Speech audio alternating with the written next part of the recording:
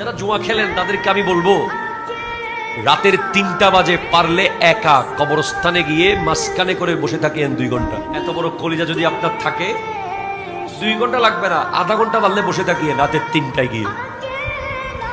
মরার পরে থাকতে হবে না? হবে। জান কিভাবে কবজ হবে? কালো কসকসে কাপড় নিয়ে আজরাইল আলাইহিস সালাম জাহান্নামের কালো কালো ফেরেশতাদের বহর নিয়ে আসবে। যারা জুয়া খেলেন তাদেরকে আমি বলবো, রাতের ৩টা বাজে পারলে একা কবরস্থানে গিয়ে মাঝখানে করে বসে থাকেন 2 ঘন্টা। এত বড় কলিজা যদি আপনার থাকে, 2 ঘন্টা লাগবে না, আধা ঘন্টা পারলে বসে থাকিয়ে রাতের ৩টায় গিয়ে। মরার পরে থাকতে হবে না? হবে। জান কিভাবে কবজ হবে? কালো কসকসে কাপড় নিয়ে আজরাইল